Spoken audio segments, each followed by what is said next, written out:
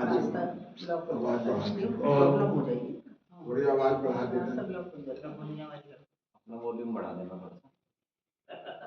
फट जाएगी आवाज।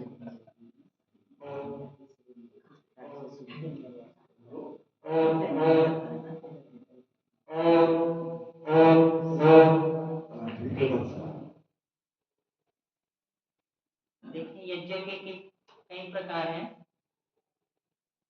जैसे दैनिक यज्ञ हमने किया, ऐसे अश्वमेध यज्ञ भी है, राजसूय यज्ञ भी है, और एक राष्ट्रवृत्त यज्ञ भी होता है। राष्ट्रवृत्त यज्ञ के जो वर्तमान काल में सबसे बड़े जो करने वाले थे गुरु गोविंद सिंह महाराज थे। राष्ट्रवृत्त यज्ञ में उन्होंने अपना दान किया, अपने पिताजी का दान किया, अपने पुत्रों का दान किया, माताजी का दान किया। तो राष्ट्रवृत्त यज्ञ के ये सबसे बड़े यजमान थे। हमें इस विषय में भी सोचना चाहिए कि सर्वस्व दान राष्ट्र के लिए कर दिया, इससे बड़ा और कौन होता होगा। तो ये राष्ट्रपति जी के सबसे बड़े दानी थे। और गुरु गोविंद सिंह महाराज की तो लोगों को, जब लोगों के पास में चश्मा ऐसा होता है कि वो किसी को या तो सिर्फ एक सीमा तक ही मानते हैं। वो क्षत्रिय भाव से भी ओतप्रोत थे, संत भी थे, महात्मा भी थे, लेखन किया तो उच्च कोटि का लेखन किया, ध्यान अवस्था को प्राप्त थे। तो उनकी कई बहुमुखी प्रतिभा हमें अब हमारे जो हमारे बीच आए हैं वो हमें बताएं उनकी बहुमुखी प्रतिभा के बारे में और व्याख्या के साथ। तो प्रभु भक्ति का एक भजन मैं प्रस्तुत कर रहा हूँ, और ये भजन आप उससे जोड़ सकते हैं जो गुरु गोविंद सिंह महाराज जब वनों में होते हैं तो वो गाते हैं ना, मित्र प्यारे मुँह हाल बोलता ना कहना। ये भजन आप उससे जोड़ सकते हैं। ये स्वामी समर्पणानंद जी का भजन है कि वो परमात्मा से भी यही प्रार्थना कर रहे हैं कि भैया मेरी लगन तेरे से लगी रहे, तो फिर ये दुनिया के झगड़े झंझटे तो कुछ भी नहीं।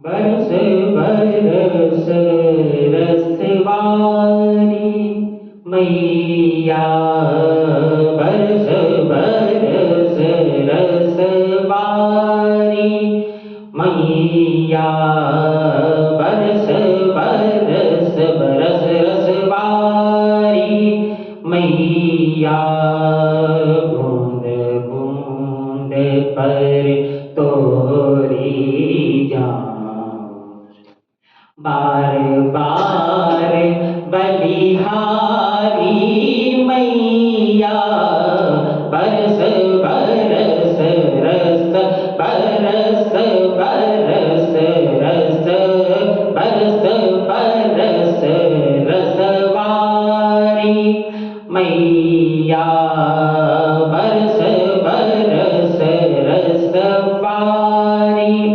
मैया, बूंद बूंद पर तोरी जाऊं, बार बार बलिहारी मैया, बरस बरस रसवारी मैया, नदी सरोवर सागर बरसे, नदी सरोवर सागर बरसे, नदी सरोवर सागर बरसे, नदी सरोवर सागर बरसे, लागी झड़ियां भारी, मोरे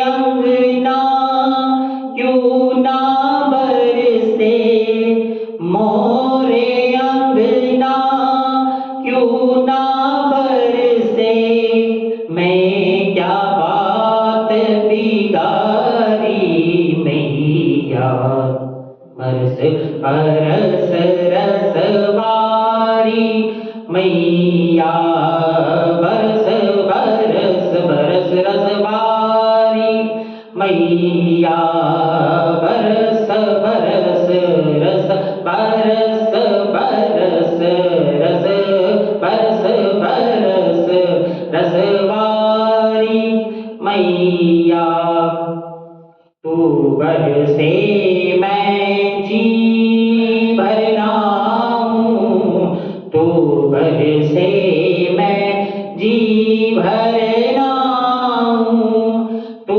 भर से मैं जी भर नाऊं, तू भर से मैं जी भर हाँ जी भर हाँ जी भर हाँ, तू भर से मैं जी भर नाऊं, दोनों भुजा पसार,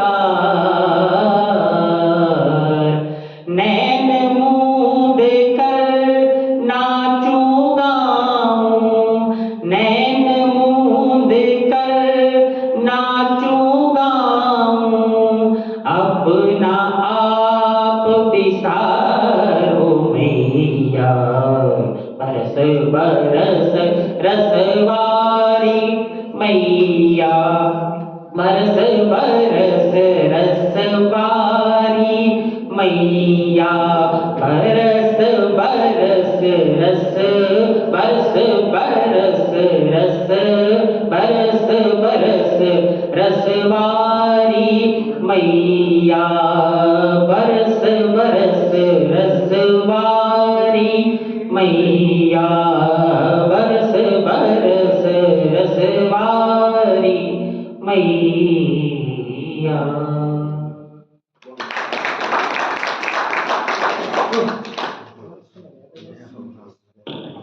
बहुत सुंदर ईश भक्ति का भजन आज आदरणीय अमित कांजी द्वारा, मतलब इतने सुर में गाते हैं कि आप भी मधुर सी हो जाता है।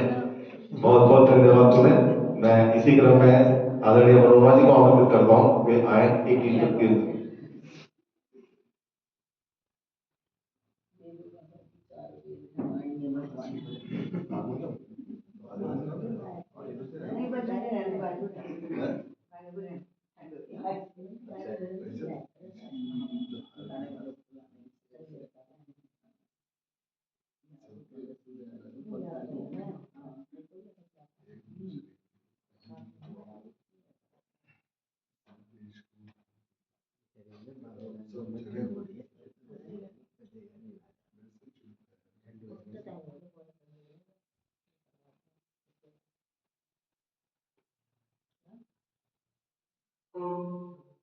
सभी को नमस्कार। ओम भूर्भुवः स्वः तत्सवितुर्वरेण्यं भर्गो देवस्य धीमहि धियो यो नः प्रचोदयात्।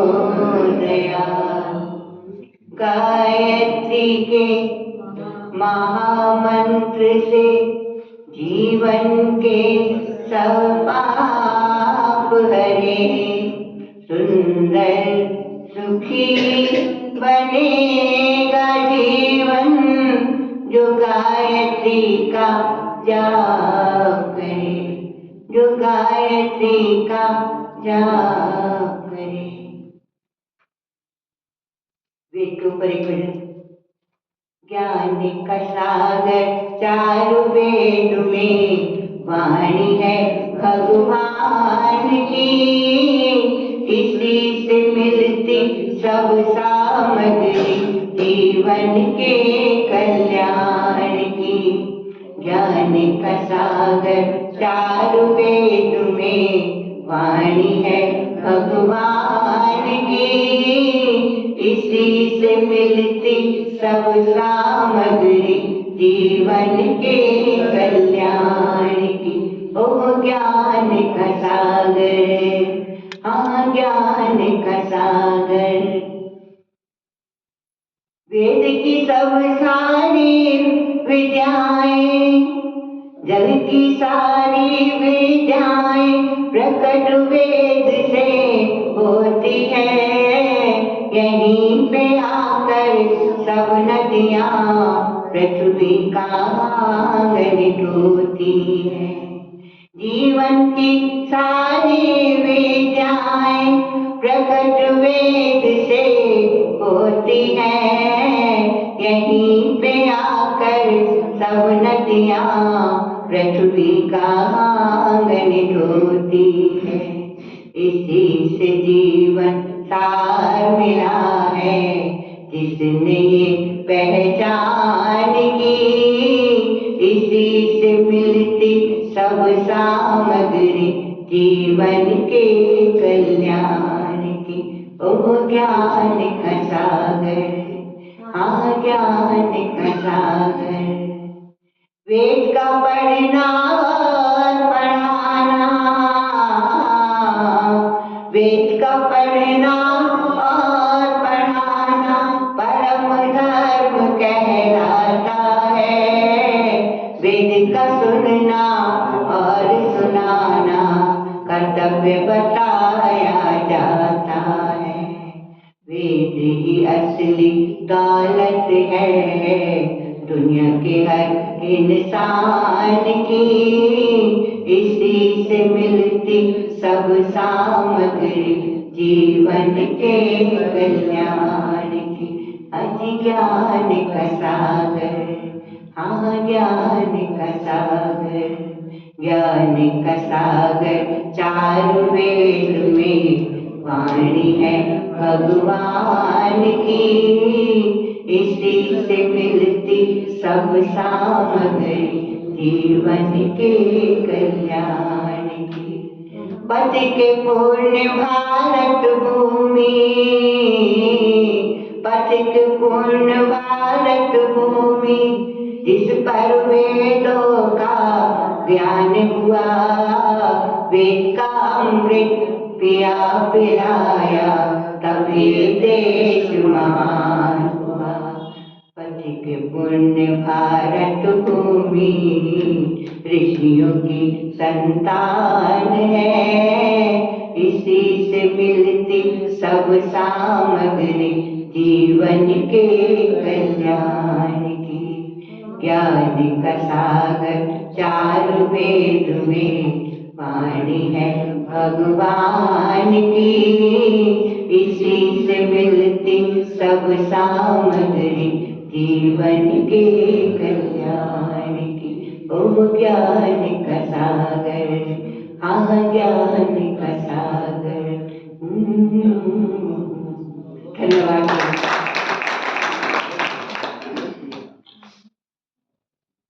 तो आदरणीय मनोरमा जी का बहुत बहुत धन्यवाद इतने सुंदर देशभक्ति गीत के लिए।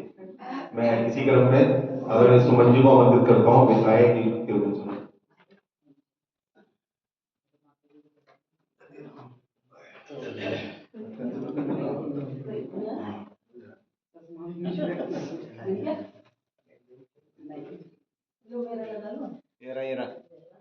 वो कह रही है तो right sir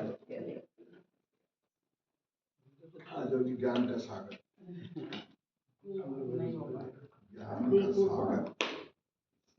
something is better than nothing. नहीं मेरे पास भी है बिना देख ले इकट्ठे करोगे काम तो ये देख लीजिए नहीं होगा। नहीं हो गया भैया पे, भैया पे नहीं। जो अंदर में रिकॉर्ड है वो सुना दो, अंदर जो रिकॉर्ड है वो एक दो कृष्ण नारायण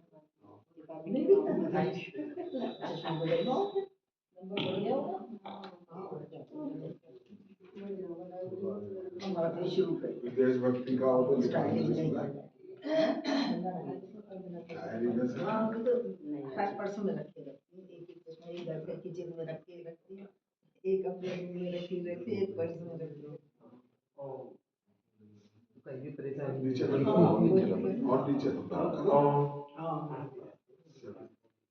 अनमोल है ये जीवन, व्यर्था में ना बिताना, व्यर्था में ना बिताना। अनमोल है ये जीवन, व्यर्था में ना बिताना, व्यर्था में ना बिताना। शुभ कर्मों का ये फल है, मानव जन्म मिला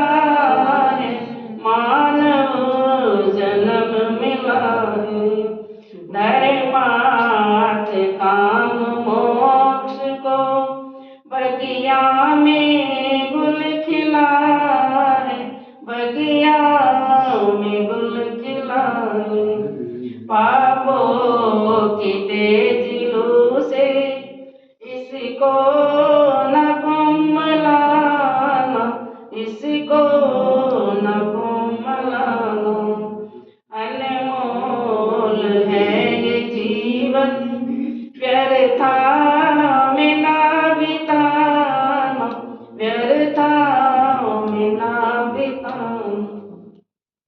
यौवन के चिकने पथ पर चलना जरा संभल के, चलना जरा संभल के। कुछ भी न हाथ आए, गिर जाए जो भी सबके, गिर जाए जो भी सबके। पग पग पे ध्यान रखना, बिल्कुल न लड़खड़ाना, बिल्कुल न लड़खड़ाना। अनमोल है ये जीवन, व्यर्था में ना बिताना, व्यर्था में ना बिताना। उपकार उस प्रभु के भूलेगा कैसे प्राणी, भूलेगा कैसे प्राणी। खाकर के अन्न जिसका निकले है मुख से वाणी, निकले है मुख से वाणी। उसके गुणों को गाकर जीवन में मुस्कुराना, जीवन में मुस्कुराना। अनमोल है ये जीवन, व्यर्था में ना बिताना, व्यर्था में ना बिताना। अनमोल है ये जीवन।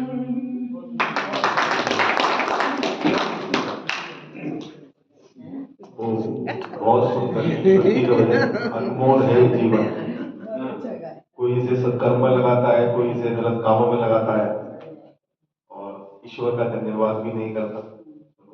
आज का जो कार्यक्रम है, सबसे पहले मैं आज के कार्यक्रम के लिए हमारी जो स्त्री समाज की पूर्व प्रधान श्री रंजना मित्तल जी को आमंत्रित करता हूँ, आए वे मंच पर अपना स्थान लें। जो हमारे आज के कार्यक्रम के विशेष आमंत्रित उद्बोधक हैं, बहुत ही विशेष आमंत्रण पर आए हैं क्योंकि आजकल विशेष परिस्थिति में चल रहे हैं।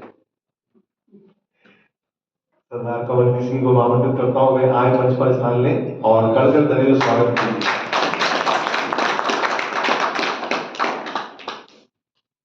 मैं हमारे जिला प्रधान श्री सुशील बंसल जी को भी आमंत्रित करता हूं, वे आए मंच पर अपना स्थान लें। हमारे आचार्य जी को आमंत्रित करता हूं, वे आए मंच पर अपना स्थान लें।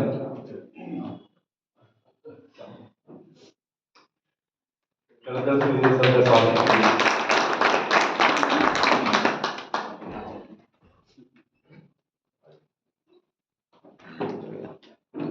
मैं स्वागत की परंपरा में सबसे पहले अध्यक्ष जी के स्वागत के लिए लता जी को आमंत्रित करता हूं, वे आए उनका अध्यक्ष जी का स्वागत करें।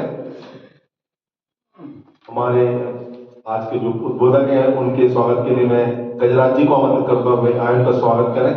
हमारे प्रधान जी के स्वागत के लिए मैं अमित कांत जी को आमंत्रित करता हूं, वे आए उनका स्वागत करें। और पुरोहित जी के सम्मान के लिए मैं आमंत्रित करता हूं आदरणीय विजय जी को, वे आए उनका स्वागत करें।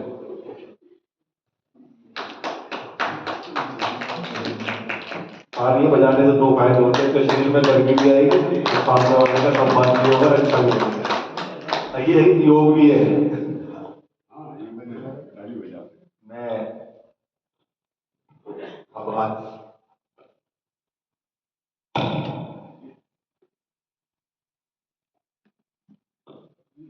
आगे करता हूँ अपना उद्बोधन प्रारंभ। ये कैसा हो गया? और बस अनुमति है।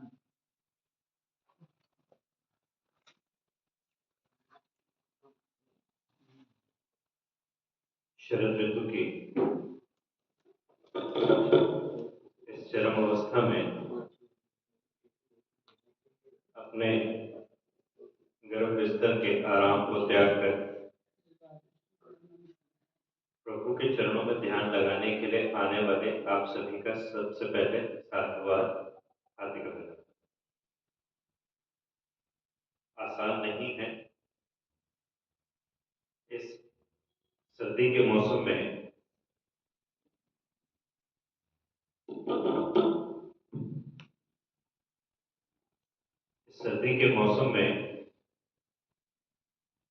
अपने आराम को त्यागना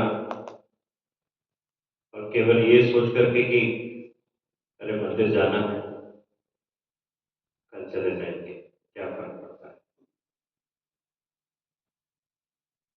यही हम सबकी कमजोरी है, हम सबके परिवारों की कमजोरी है।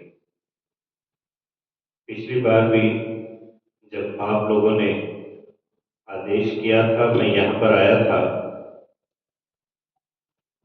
तो मैंने एक निवेदन सबके चरणों में किया था, बच्चों को साथ जरूर लाएं। आज हम जिस कारण से यहाँ पर आए हैं, श्री गुरु गोविंद सिंह महाराज जी के 4 साहिबजादों के धर्म के लिए जो शहादत हुई है, जो बलिदान हुआ है, उसको पुनः स्मरण करने के लिए आए हैं। ये जानते हुए भी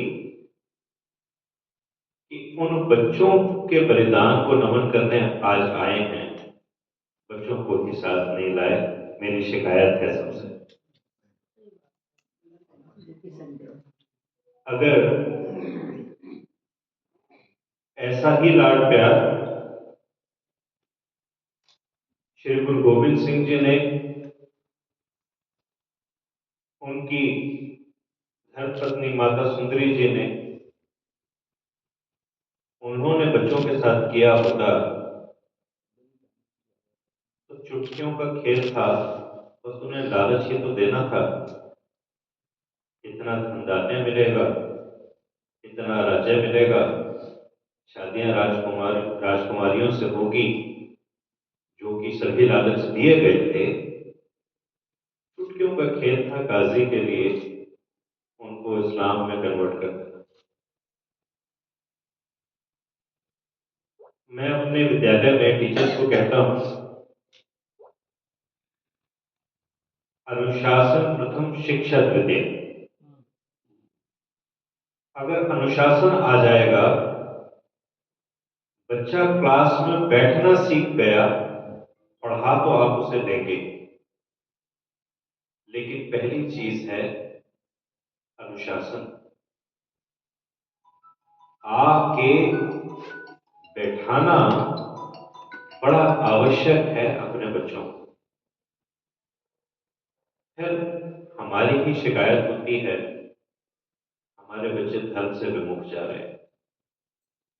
हम धर्म की तरफ लाभ भी तो नहीं रहे। क्या किसी पड़ोसी ने हाथ पकड़ के रोका? नहीं, अपने बच्चों को तुम मंदिर लेकर नहीं जाओगे, नहीं, किसी ने नहीं रोका।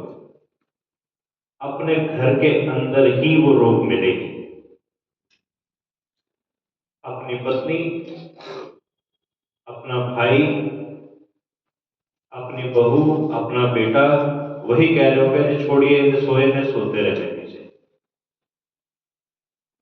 और फिर जब हम कहते हैं कि धर्म के नाम पर खून वार क्यों नहीं मारता, अपने गिरबान में नहीं झांकते। कमी हमारे अंदर है।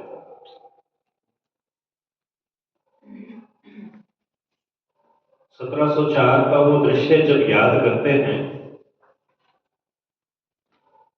जब दोनों छोटे साहिबजादे, हम बाबा शब्द प्रयोग करते हैं बड़े बुजुर्ग को इज्जत देने के लिए, हम साहिबजादों के लिए बाबा शब्द प्रयोग करते हैं क्योंकि उम्र से बड़े नहीं होते, कर्मों से बड़े होते हैं। उन्होंने जो धर्म के लिए बलिदान दिया वो उस उम्र में तो किसी ने कल्पना भी नहीं करी होगी कि 7 साल का 6 साल का एक बच्चा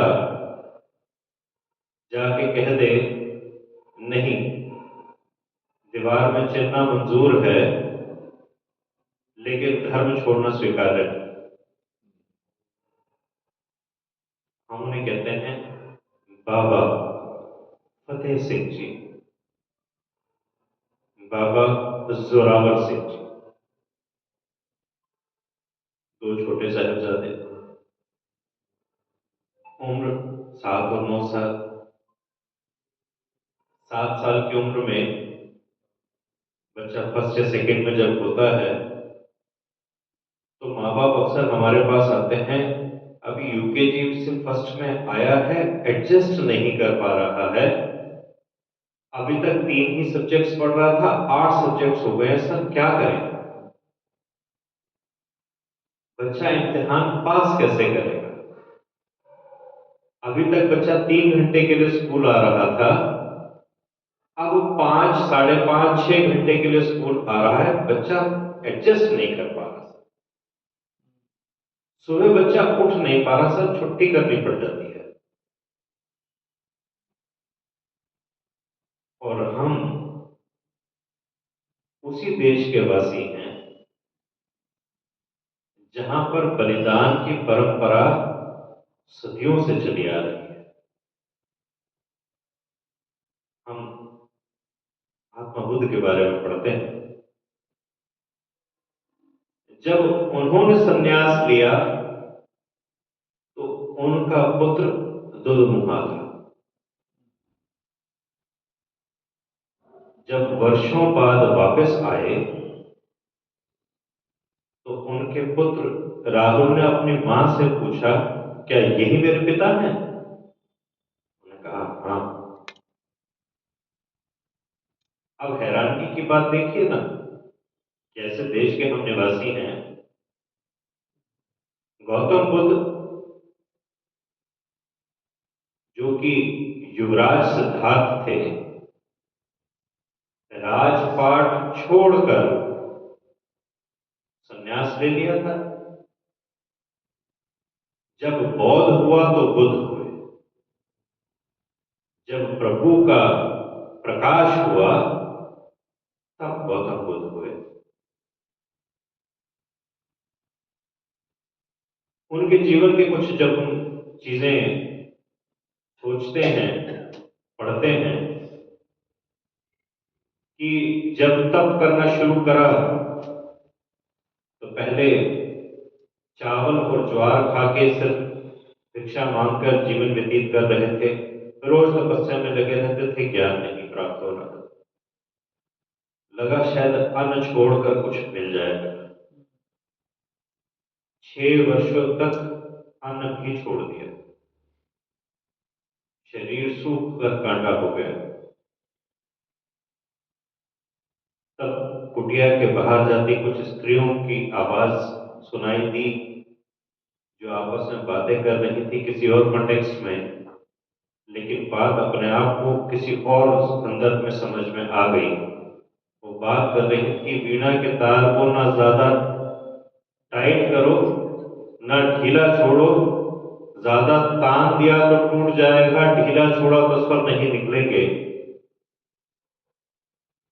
सिद्धार्थ को बात समझ में आ गई कि ना ज्यादा खाना सही है ना अन्न त्यागना सही है।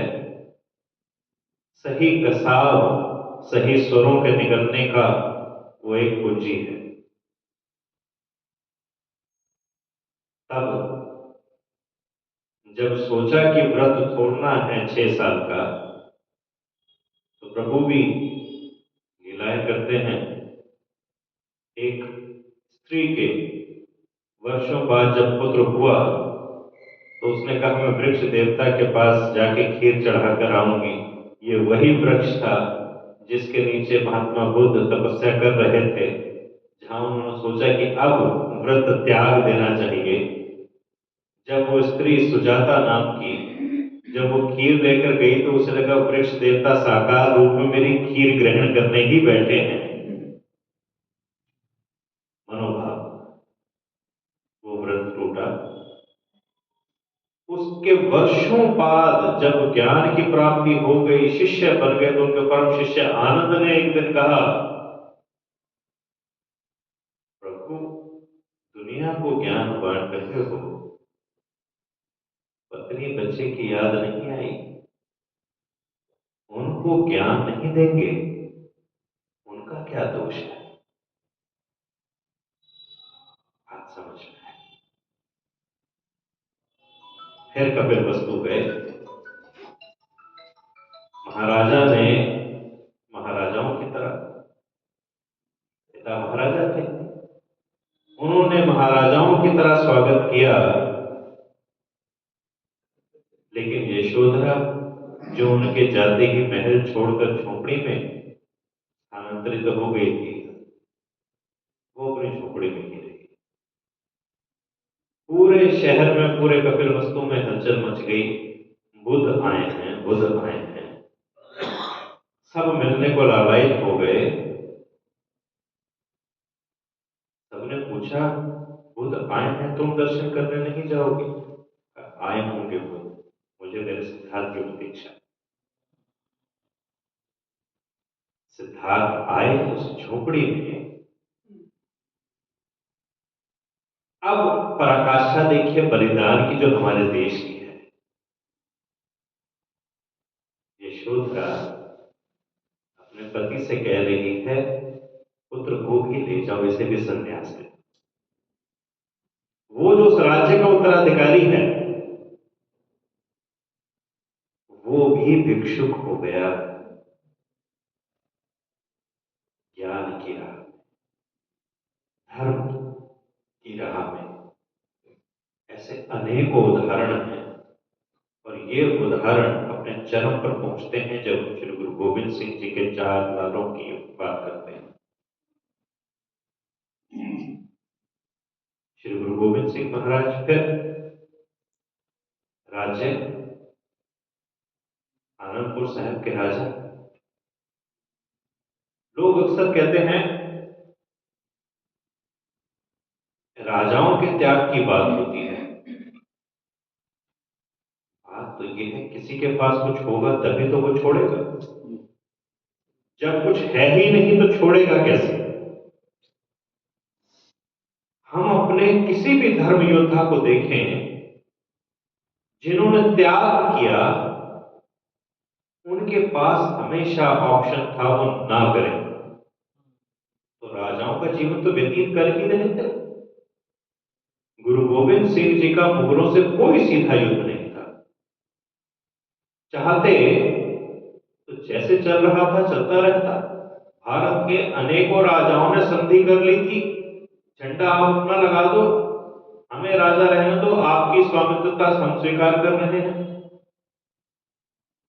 उन्होंने धर्म की जगह अपने अय्याशियों को ज्यादा महत्व दिया। मैं ये सब बातें क्यों कर रहा हूं? कि श्री गुरु गोविंद सिंह जी का बलिदान, उनके पिता का बलिदान, उनके 4 साहिबजादों का, उनकी माता गुजरी जी का बलिदान हम सबको पता है। लेकिन उससे हम प्राप्त क्या कर रहे हैं? What is outcome? निकल कर क्या आ रहा है? क्या आना चाहिए? हमारे समाज में उसको पुनः व्याप्त किस तरह किया जाए, ये महत्वपूर्ण है। श्री गुरु गोविंद सिंह महाराज जी के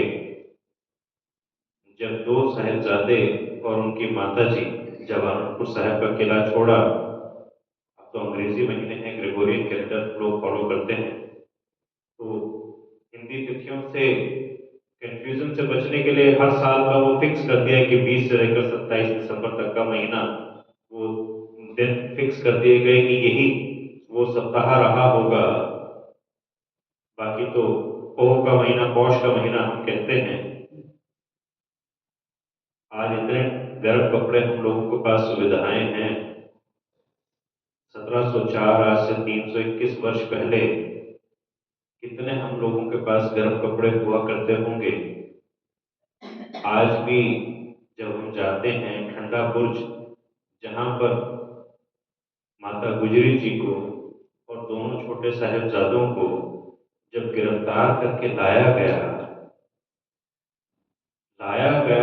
और काजी के सामने पेश करने से पहले पूरी रात नंगी जमीन पर ठंडे बुर्ज पर, बुर्ज बड़ी ऊंचा, जो आपने मीनार टाइप एक स्ट्रक्चर देखा होगा, चारों तरफ से खुला,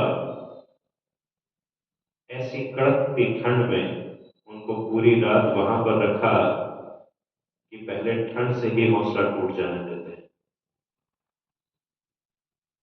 कि जो हम बात मनवाने वाले हैं नहीं मानी, तो ये तो सिर्फ एक ट्रेलर है, एक नजारा है। आनंदपुर साहिब का किला जब छोड़ा, कल बीत गया 20 दिसंबर का दिन माना जाता है, तब गुरु साहब ने अपने दोनों छोटे साहिबजादों को और माता गुजरी जी को अपने रसोइये गंगू के साथ कहा कि साथ चलो, पहुंचो, हम आते हैं। लेकिन लालच बुरी बला है। वो लालच, गंगू ने जो लालच करा, वो गद्दारी करी कि वहां पर इत्तला कर दी कि गुरु गोबिंद सिंह जी की माता जी और 4 में से 2 छोटे साहिबजादे मेरे पास हैं, आओ और गिरफ्तार कर लो। उसी के एवज में,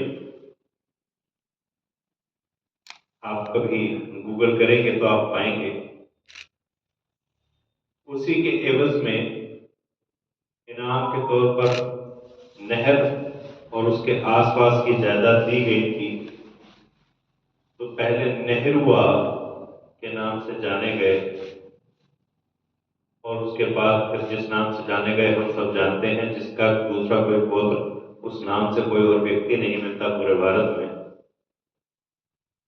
ये वहां से, ये वो परिवार था। गद्दारी वहां से शुरू हुई। उनके घर से, जब गंगू के घर से माता गुजरी जी को और दोनों छोटे साहिबजादों को, साहिबजादा फतेह सिंह जी, साहिबजादा जोरावर सिंह जी को गिरफ्तार करके लाया गया, तो पेशी से 1 दिन पहले ठंडे बुर्ज पर रखा। अगले दिन सुबह सिपाही आता है और आके हिदायत देता है, अभी जब जाओगे तो साहब के सामने सलाम पेश करना। अब मैं क्यों कहता हूं बच्चों को लाना जरूरी है? बच्चों के जवाब थे, हम परमात्मा के अलावा किसी के आगे नहीं झुकते। आप उससे जबरदस्ती सलाम नहीं करवा पाएंगे। अब आगे शहर काजी भी है और वो नवाब भी है। अब उसकी शान में गुस्ताखी ना हो जाए, सिपाही को अपनी नौकरी की समझ में आई। बड़े बड़े दरवाजों के 2 हिस्से हुआ करते थे पहले, तो ऊपर का दरवाजा बंद कर दिया गया कि बच्चे जब नीचे से जाएंगे तो अपने आप झुक के जाएंगे, सलाम अपने आप हो जाएगा। लेकिन वो गुरु गोबिंद सिंह जी के पुत्र गुरु तेग बहादुर साहब जी का खून जिनके रगों में, वो जब उन्होंने देखा कि क्या ये साजिश करी जा रही है, तो अंदर जाने के लिए पहले अपना पैर आगे करा और जूता दिखा के अंदर आए, और अंदर आते ही फतेह बुलाई, वाहिगुरु जी का खालसा, वाहिगुरु जी की फतेह। सन्नाटा छा गया।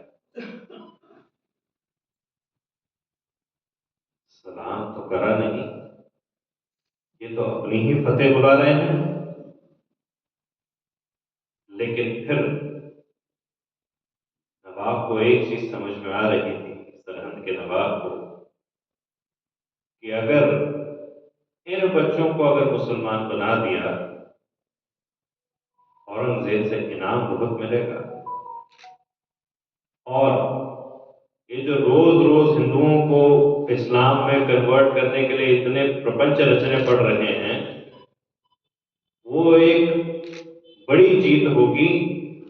बच्चे इस्लाम कबूल कर लेंगे तो बाप अपने आप आ जाएगा, हौसला टूट जाएगा कि गुरु गोविंद सिंह जी भी फिर अपने आप आ जाएंगे। अगर बच्चे अगर हमने इस्लाम में कर लिए, गुरु गोविंद सिंह जी की मां को अगर हमने इस्लाम में कर दिया, तो धर्म तो वो अपने आप छोड़ देंगे। फिर कौन सा धर्म रहेगा जब मां और बच्चे अगर दोनों ने कबूल कर लिया।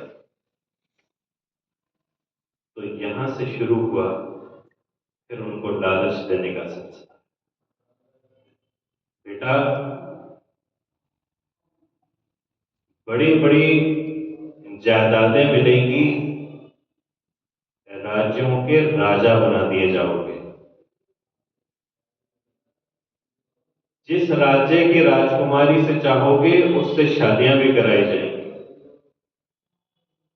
करना सिर्फ इतना है, छोड़ो अपना धर्म और इस्लाम कबूल करो। और उन बच्चों का जवाब क्या था? हमारी रगों में खून है गुरु गोविंद सिंह का, हम पोते हैं गुरु तेग बहादुर के, मरना कबूल है, धर्म छोड़ना नहीं।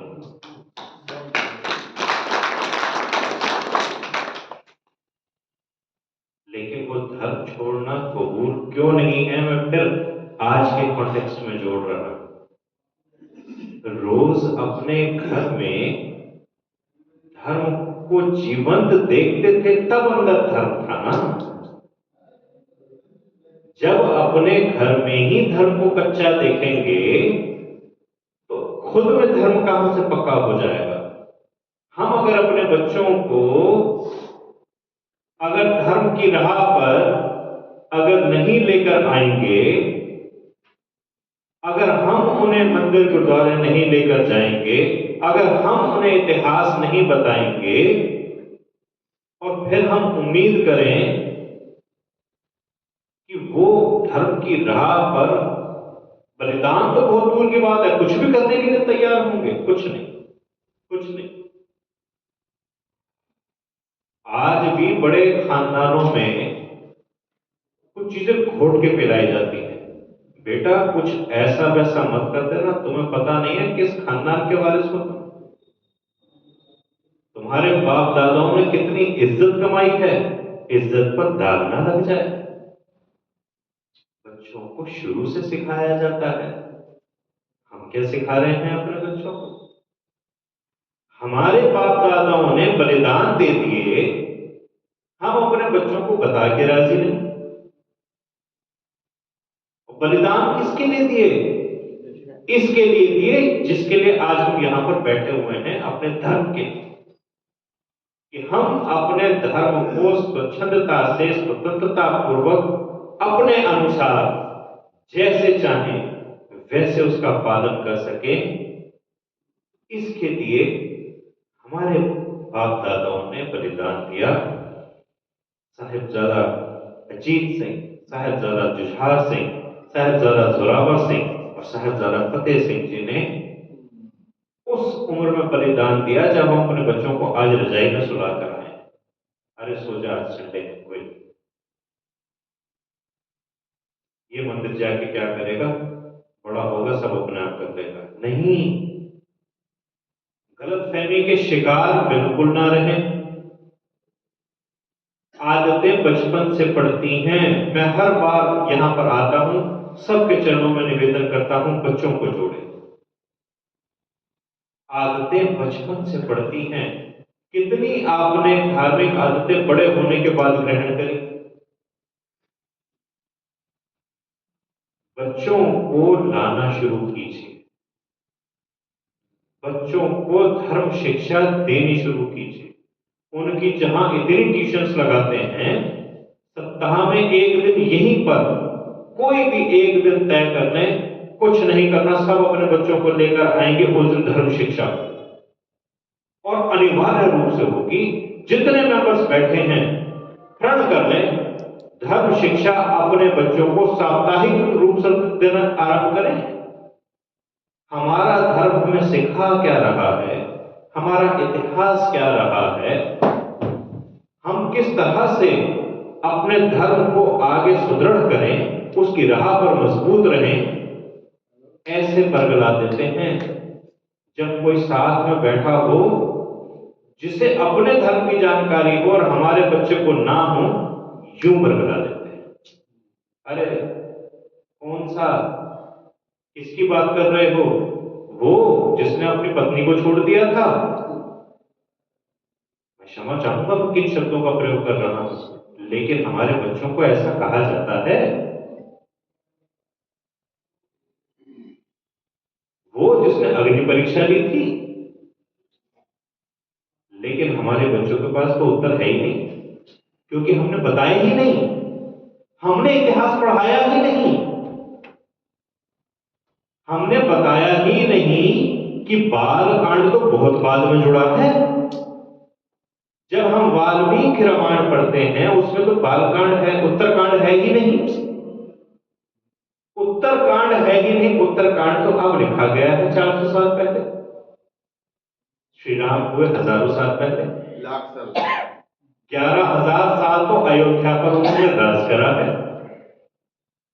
400 साल पहले लिखी गई उस बात को हम कैसे प्रमाणित मान लेते हैं जो लाखों साल पहले हुई है? जो उनके समय में हुआ, महर्षि वाल्मीकि ने जो लिखा उसको हम नहीं पढ़ रहे हैं, नहीं बता रहे हैं। कारण गलती हमारी, हम संस्कृत के ज्ञाता नहीं।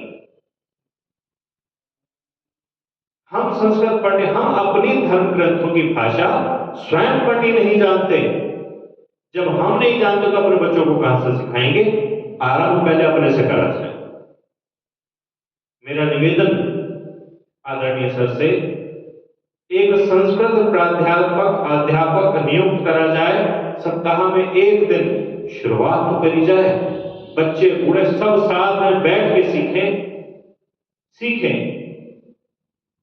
संस्कृत को बिल्कुल शुरू से सीखें। हमारे मंत्र कह क्या रहे हैं हमें पता तो चले, याद तो कराने की आवश्यकता ही नहीं पड़ेगी, याद तो अपने आप हो जाएंगे। जीवन में तो अपने आप उतर जाएंगे जब हमें उनके अर्थ पता होंगे। नहीं तो होगा क्या, क्या हो रहा है? अरे पंडित जी जल्दी कर लो, इतना टाइम नहीं है। और पंडित जी को भी नोट नजर आते हैं, 4 मंत्र इधर 4 मंत्र उधर, गायब हुए। किसे पता क्या पढ़ना था और क्या पढ़ा गया? किसी को नहीं पता। गलती हमारी। दूसरों पर उंगली उठाने से पहले खुद पर देखें। जब साहेबजादे दरबार में आए, फतेह बुलाए, वाहिगुरु जी का खालसा, वाहिगुरु जी की फतेह। लालच भी दिए गए, डरावे भी दिए गए। लोगों को ये पता है कि उन्हें उसके बाद दीवार में चिन्ह कर मार दिया गया। नहीं, वो दीवार भी उस बोझ को बर्दाश्त नहीं कर पाई थी। वो दीवार गिर गई थी। उसके बाद जब दीवार गिर गई, तब उसके बाद शहर काजी ने क्या कहा? फतवा पूरा हो गया है लेकिन बच्चे नहीं मरे हैं, अब इन्हें नहीं मारना चाहिए, अल्लाह की शान में गुस्ताखी हो जाएगी। लेकिन अब बात तो अल्लाह की कभी थी ही नहीं, बात तो नवाब की थी, बात तो फोर्सफुल कन्वर्सन की थी। नवाब ने कहा नहीं, गला रेत के मारो। तो जब वो दीवार गिरी,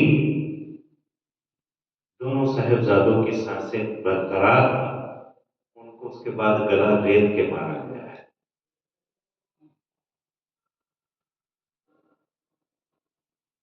और उसके बाद कहा गया लाशें ऐसे ही पड़ी रहेंगी। कोई इसको अगर इन लाशों का अंतिम संस्कार करना चाहता है तो पहले उसकी कीमत देगा। मैं सनातन के 4 पैर मानता हूं, 4 हमारे स्तंभ हैं भारत में, हिंदू, सिख, जैन और बौद्ध। हम सब एक दूसरे के ऋणी हैं, सब हैं। जैन समाज का ऋणी टोडरमल जैन, उन्होंने अंतिम संस्कार के लिए, जब साहिबजादों के अंतिम संस्कार के लिए कहा, तो उन्होंने कहा जितनी जगह पर अंतिम संस्कार होगा सोने की मोहरें बिछा दो। जब वो मान गए, कहा ना ना ऐसे नहीं, खड़ी करके। आज भी दुनिया की सबसे महंगी जमीन, वो लगभग 2.5 गज जमीन, आप 2.5 गज जमीन, 2.5 गज स्क्वायर यार्ड्स को जरा सोने की मोहरें खड़ी करके देखें क्या कीमत बैठती है उस जमीन की। वो टोडरमल जैन, राजा टोडरमल जैन, हम सब उसके आज भी ऋणी हैं। हमें भूलना नहीं चाहिए, इतिहास को भूलना नहीं चाहिए।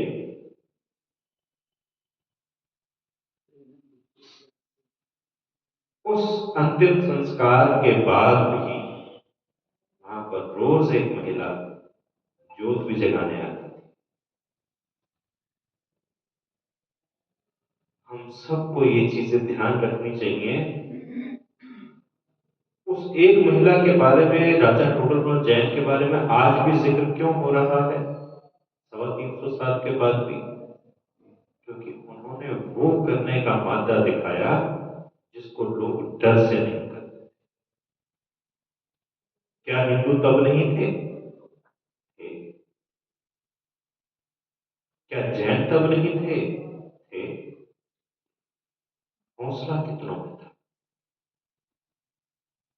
ये जो जागरण हुआ है, उसके बाद बाबा बंदा सिंह बहादुर ने जब सरहद पर चढ़ाई करी है, उन जल्लादों को भी मारा, उस नवाब को भी मारा। उसके बाद जो लहर चली, औरंगजेब आखिरी कामयाब मुगल था, जड़ें उखड़ गई। लेकिन सीख क्या रहे हैं? लगभग 700 साल मुगल राज रहा। इतने से मुगल 20,000 मुगल फौज लेकर आया था बाबर। क्या 20,000 की फौज में इतनी ताकत थी कि पूरा हिंदुस्तान फतेह कर ले? नहीं, हम बस एक नहीं हो पाए। छोटे राज्य को जीता, बर्बरता से कत्ल किया, उनकी फौज और खजाने को अपना बनाया और अगले राजा पर चढ़ाई। और पड़ोस वाला राजा सोचता रहा बढ़िया है, मर जाने दो, मर जाने दो, मेरा क्या जाना। हम सब जो आज भी हमारा सनातन अगर आज असुरक्षित है, सुरक्षित 2 तरह से। फोर्सफुल कन्वर्सन जो तब से लेकर आज तक कंटिन्यूसली चल रहा है, और एक लालच वाला कन्वर्जन भी चल रहा है जो अंदर खाने चल रहा है, हम लोगों के आमने सामने, हमें पता नहीं चल रहा। मेरा एक मित्र, मैं नाम नहीं लूंगा, अग्रवाल समाज से, आज भी अग्रवाल ही लिखता है, लेकिन अब हिंदू नहीं रहा, अब क्रिश्चियन है। अब मुझे भी बुलाता है सभाओं में आओ, सच्चा रास्ता ये है। मैंने कहा जरूर आऊंगा, जरूर आऊंगा। अगर मुझे मना सको तो मैं क्रिश्चियन बन जाऊंगा, अगर मुझे ना समझा सको तो वापस आओगे। अगर मैं सही रास्ता दिखा पाया और तुम्हें खुद एक्सेप्ट हो गया कि हाँ कि ये सही है, कह रहे नहीं इस रास्ते पर तो मैं पहले था, सच्चा रास्ता तो अब मिला है। मुझे भी नजर आता है कौन सा सच्चा रास्ता मिला है। एक गाड़ी भी मिल गई, एक घर भी मिल गया, सच्चा रास्ता तो मिल गया। तो ये गाड़ी और घर देके तो फिर एक नहीं पलटा, उसकी वाइफ मेरे पास पहले रोते हुए आई, अब तो बरसों बीत गए हैं, लेकिन कचोटती आज भी है, भैया क्या करूं, मेरा तो परिवार टूट जाएगा, बेटा कहां लेकर जाऊंगी।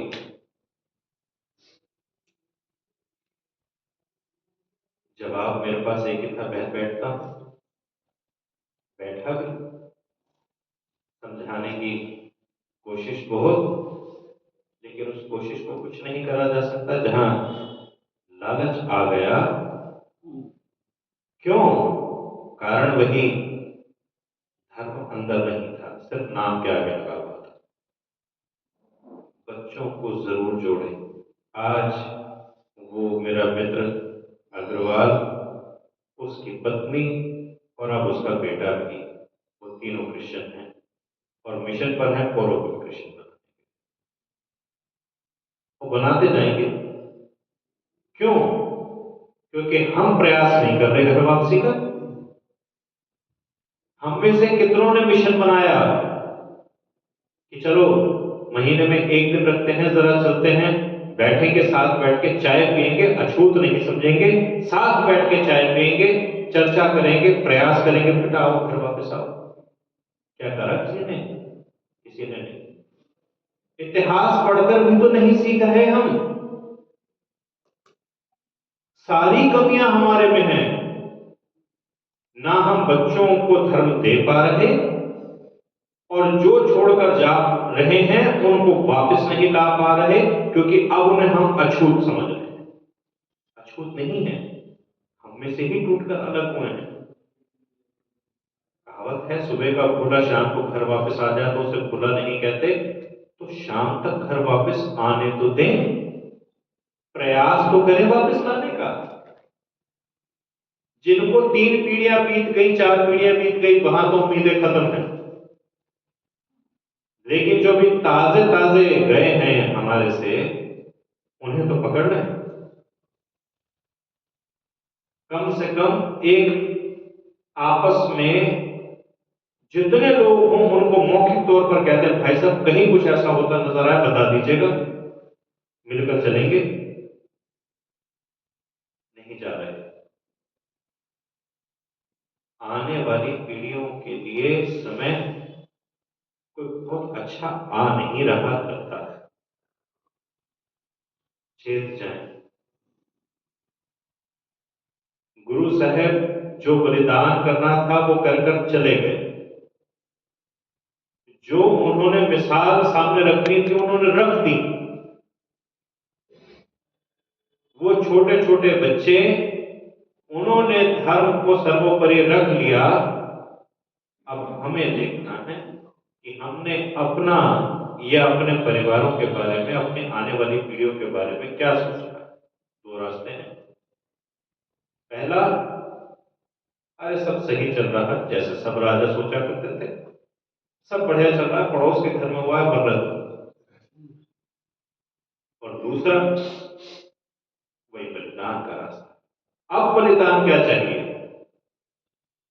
अब बलिदान चाहिए समय का। सप्ताह में, 15 दिन में, महीने में 1 दिन साथ हो जाएं और समय को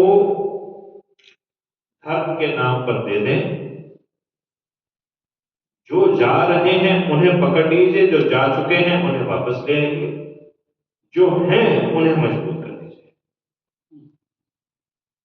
हर सप्ताह कम से कम एक दिन बच्चों को मंदिर, गुरुद्वारे, जहां लेकर जाना चाहें लेकर जाएं। पेड टीचर रखें, पेड, सेवार्थ नहीं। जब जेब में पैसा नहीं आता तो कोई काम नहीं करता। पेड टीचर रखें, हफ्ते में एक दिन आओ, 2 घंटे बच्चों को धर्म शिक्षा दो, ये लो पेमेंट दीजिए। हजारों रुपए पता नहीं कहां कहां, अरे घूमने जाने पर खर्च कर देते हैं। 200 रुपए अपने बच्चे के लिए खर्च कर दीजिए सप्ताह के। 1000 रुपया महीना यहां बैठा प्रत्येक व्यक्ति दे दे, अच्छे से अच्छा टीचर आपका यहां पर आएगा हफ्ते में एक दिन के। क्या मैं गलत कह रहा हूं? तो हम सबको यहां से आज हम श्री गुरु गोविंद सिंह साहब जी के 4 साहिबजादे और उनकी माता जी के अगर बलिदान के, अगर हम उससे कुछ लेकर जाना चाहते हैं तो ये लेकर जाएं। धर्म बचाएं, धर्म को सिर्फ बचाएं नहीं, धर्म को सुदृढ़ करें। गुरु नानक देव जी, उन्होंने किसी को सिख नहीं बनाया। उन्होंने कहा तुम जो हो वो करो, लेकिन करो तो सही। तुलसी जगन्नाथ जी के मंदिर में पूजा कर रहे हो, पूजा करो तो सही। तुम सूर्य को जल दे रहे हो, मन में भाव रखो तो सही। मुसलमान को कहा नमाज पढ़ रहे हो, नमाज पढ़ो तो सही। ध्यान घोड़ों में कहां है? हम जब अब सनातन के अंग हैं, जिस पूजा पद्धति को चाहे हम फॉलो करें, चाहे हम यज्ञ करें, चाहे मूर्ति पूजा करें, अरे कुछ भी कर रहे हैं, कण कण में प्रभु व्याप्त हैं। दूसरों में कमियां निकालना पहले बंद करें। सबसे बड़ा हम लोगों के लिए खतरा क्या हो रहा है? हम आपस में लड़ रहे हैं। हम सही हैं, हम उच्च हैं, तुम नीच। हम उच्च हैं यहीं तक कह लीजिए, हम श्रेष्ठ हैं ये कहना पर्याप्त है। दूसरे को नीच कहना सही, करने दीजिए जो कुछ करना। हमारा धर्म क्या कहता है? सही रास्ता दिखाएं। सनातन के चारों अंग में से कोई किसी भी अंग में जुड़ा हुआ है, स्वागत यह है, उनको मजबूत करें। अपने आसपास देखें, अपने लोगों को मजबूत करें, ताकतवर करें। आरंभता अपने घर से करें, अपने बच्चों को धर्म की तरफ जोड़ें। इन शब्दों के साथ अनेक धन्यवाद।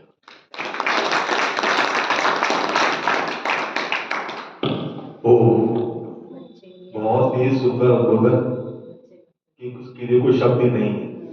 पिछली बार भी आए थे तो ऐसी कुछ बातें थी, कृपाण के बारे में बताया था जो सारी जिंदगी याद रहेगी। बहुत समय सीमित है तो मैं इसलिए ज्यादा बात को नहीं कहूंगा, क्योंकि प्रहलाद आर्य समाज का स्थापना दिवस का समापन दिवस है। तो मैं सबसे पहले आज के जो अध्यक्ष हैं उन्हें आमंत्रित करता हूँ अपना अध्यक्ष भाषण के लिए।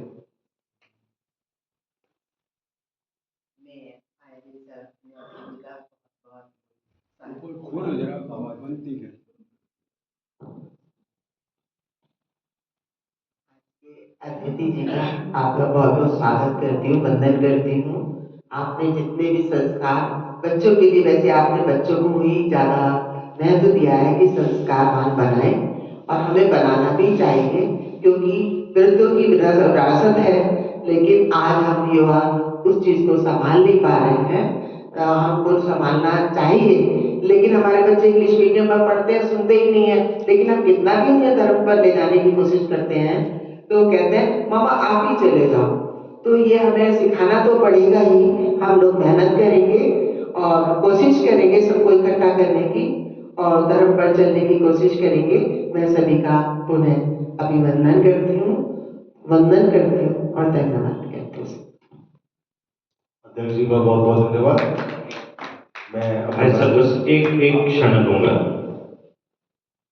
आदरणीय माता जी ने कुछ शब्द कहे, मैं आप सबसे निवेदन करूंगा हाथ उठाने का प्रयास करें। सभी हाथ उठाने का प्रयास करें।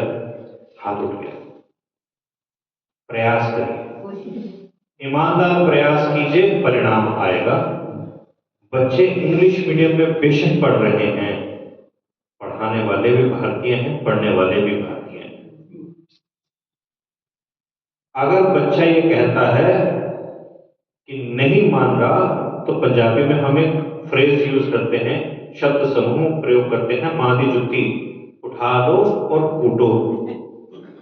बच्चों को इस मामले में कोई कोताही नहीं। एक उम्र तक आप उन्हें सीधी राह पर ला सकते हैं। 10-12 वर्ष की आयु के बाद आपके हाथ से सब निकल गया। उससे पहले कोई कोताही नहीं।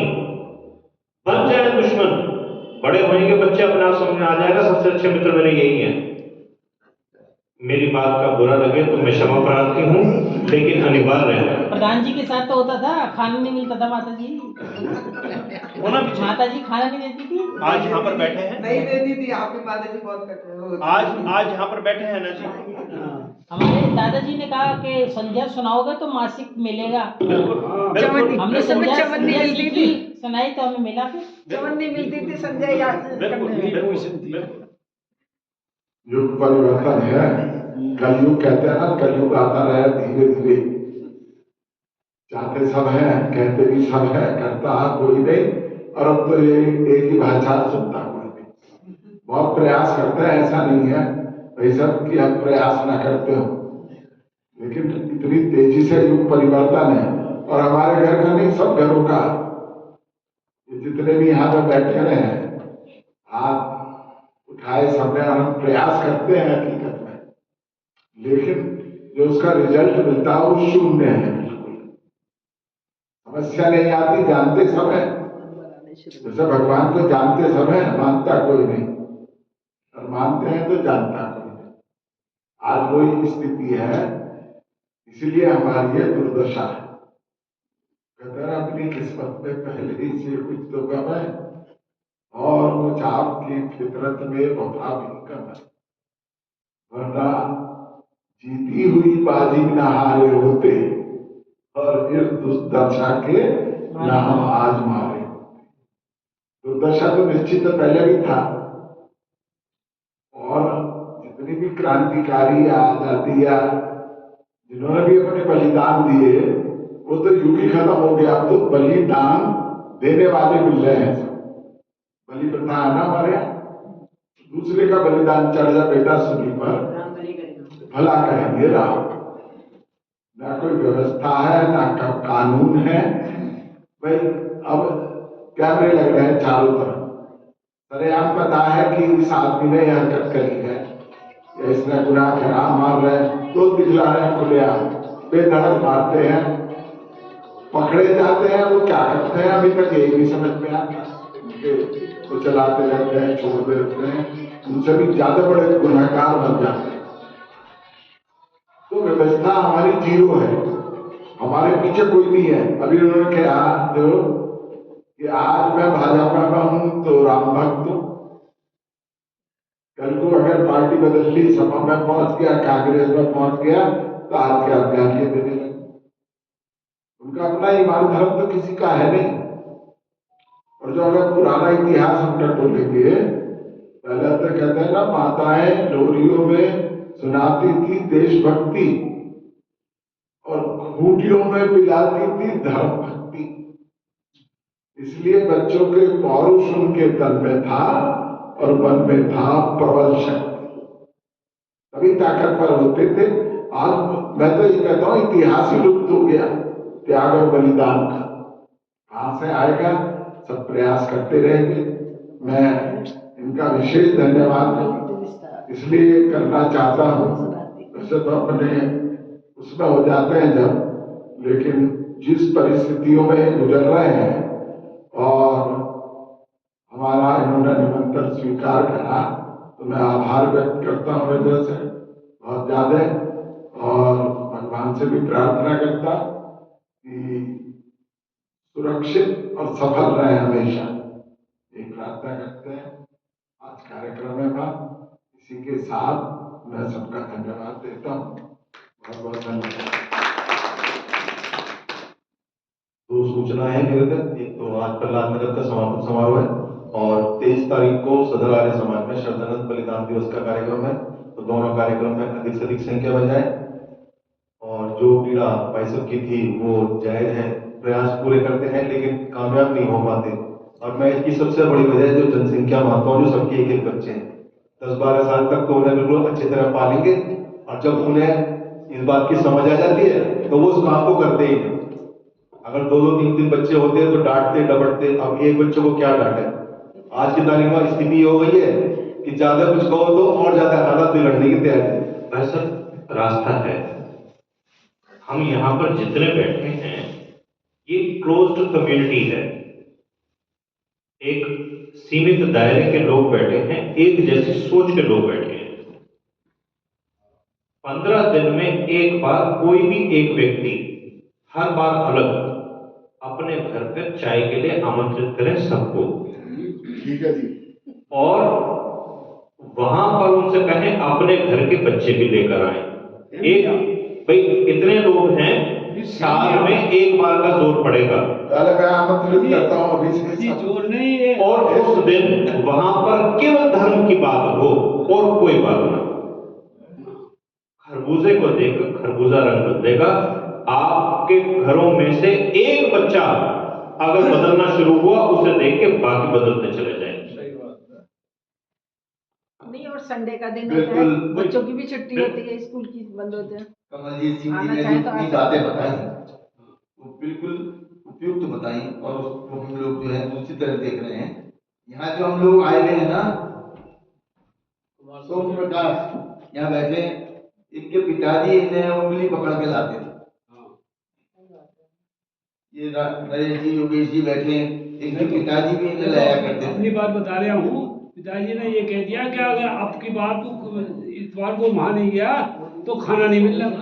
और ऐसा व्यक्तित्व हमारे सामने आज उपस्थित है, जिसकी अखबारों में बड़ी चर्चा हो रही है। बताइए, ऐसे व्यक्तित्व के लिए भी लोग इनसे भी डिमांड कर रहे हैं। तो मैं ऐसे व्यक्तित्व को, और जितने हम ये बहाने हैं, कुछ हम लोगों के बहाने हैं, तो अगर हम बच्चों को लाना शुरू करें, उनके लिए कुछ ऐसे प्रस्ताव लाए, बच्चे यहाँ पर कुछ आनंद लें, कुछ बोले, तो हम लोगों को यहाँ हमारे गुरुजी के 100 लोग हम यहाँ इकट्ठे होते थे, तभी तो हम यहाँ उपस्थित हैं। बिल्कुल यार, पूरी सब हम और ये उसके हमारे गुरुजी थे यहाँ जी, वो यहाँ जो बच्चा नहीं आता था उसके घर पर जाकर के, उसे बुखार है, यही तरीका है। हाँ, उसे बुखार है तो उसे सिरहाने बैठ करके उसको यूं फैलाते थे, उसका बुखार उतर जाता था। उनका इतना प्रभाव था हमारे गुरु जी का, राजेश जी का, कि वो जो बच्चा नहीं आता था उसके घर पहुंचाते थे। गुरु जी अब ये है पूरा परिवार आ गया, इनके बाबा आते थे, इनके पिताजी आए, इनके पूरा परिवार, सारे बच्चे बाबा जी धन्यवाद। ये एक सम्मान के रूप में हृदय से सम्मान करते हैं, और हमेशा ये प्रयास करते हैं कि हम समाज को आर्य समाज से जोड़ें, और उसके लिए हम निरंतर प्रयास करते हैं। इन्होंने हमारा निमंत्रण स्वीकार करा, मैं इनको ये सम्मान प्रस्तुत के रूप में, मंत्री जी आ जाओ, आगे आ जाओ।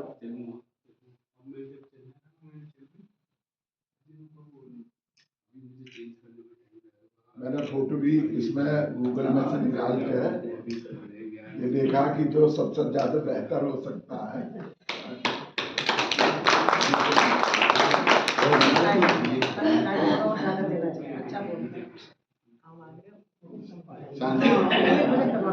वैसे हमारे इस बात पर अभी अभी प्रधान जी से चर्चा चल भी रही थी पिछले हफ्ते कि आर्य संस्कार भारती मिशन के नाम से एक संस्था छोटी बनाई जाए और मोहल्लों में जाकर, थोड़े घरों में जाकर हफ्ते में 10 मिनट 15 मिनट की चर्चा की जाए।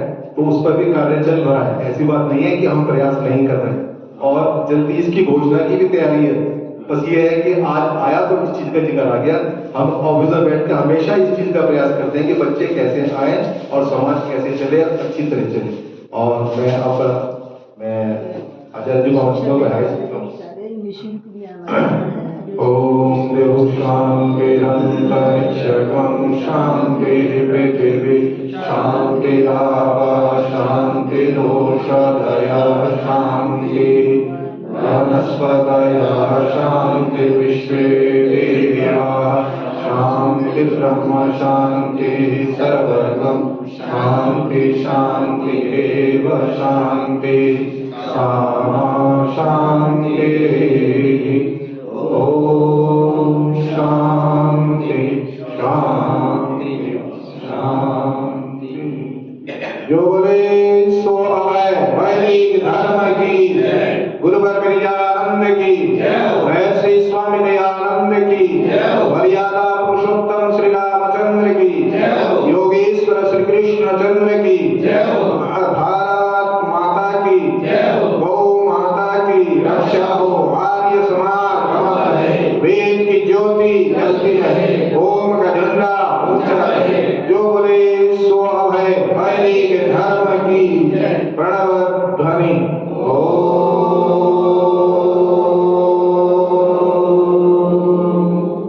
वैदिक अभिवादन सभी प्रोत्साहन। बच्चे को ऊपर से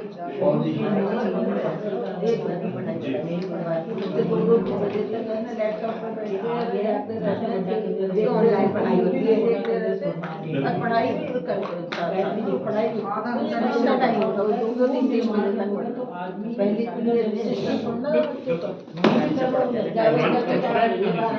हमारे घरों में बच्चों के नाम भी वही रखे जाएं जो हमारे बड़े बूढ़े रखते थे कि किसी बहाने भगवान का नाम मुझसे नहीं मेरी बेटी इसका मैंने विधान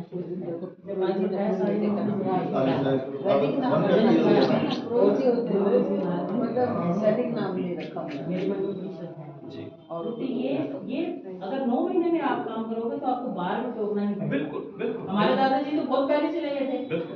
वो उसमें ही संस्कार था, उसमें काफी चला। बाद में आप दीवार पक्की होगी फिर सीधी फिर नहीं। मैं हर बार इसीलिए यही बात कहता हूँ बच्चों को लेकर अब वो क्या स्थिति है? एक पकड़ा है, लेकिन मेरठ का रिजर्वेशन कुछ नहीं कर पाएगा। मुझे लगता है बिना मेरठ का कोई नहीं सकता। सेंट्रा वाले यहाँ से आया था हमारे घर। अच्छा। पिता हमारे दादाजी को माने। अच्छा। हाँ, बैठा रहा, बातचीत करी, बातचीत के बाद उसका मन पलटा। फिर उसने बात में 1-2 दिन में आके कहा कि मैं तो वहाँ से आया हूँ, मुझे निकालो यहाँ से, मेरा मन बदल जाए। फिर यहाँ दीवान फैक्ट्री वालों के यहाँ उसको नौकरी दिलवाई, वो कई साल यहाँ रहा। बाद में वहाँ बिरदी मशीन वालों के यहाँ अभी भी वो काम करता है। कह रहे थे मैं बदलना चाहता हूँ, यहाँ आके मेरा मन पलट वही है। मेरे पे काम और अभी भी पड़ा हुआ धमकी का पत्र। आप मेरी बात नहीं समझे। कान में जो कुछ पड़ा उसने वो माना, यहाँ पर आके सच्चाई देखी तो मन बदल गया। तो यही समझाना है, बच्चों को अगर सच पता होगा उसे कोई नहीं हिला सकता। बच्चों को सच्चाई से अवगत कराएं। हमारा तो इतिहास एक सिख एक बार उसको मिला, क्या कहते हैं, पोप को, कि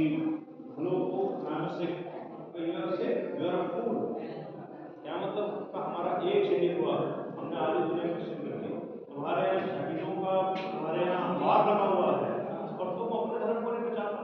और यही सनातन की हकीकत है। यहाँ पर धर्म के बलिदान होने वालों का हम नाम लेना शुरू करें, नाम लेने के नाम से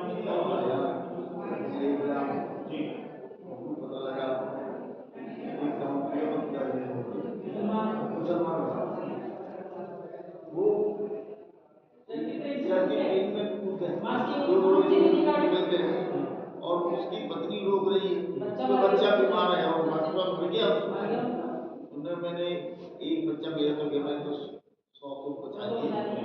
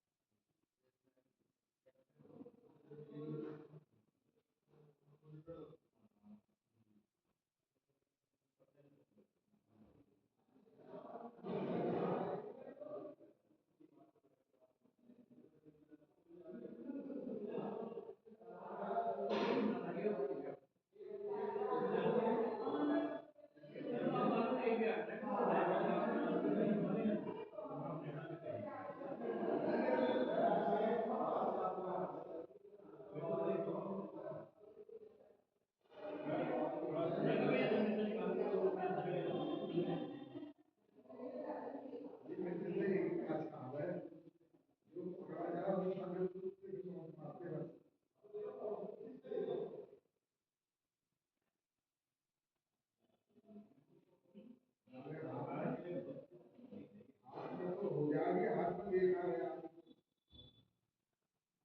तो योगी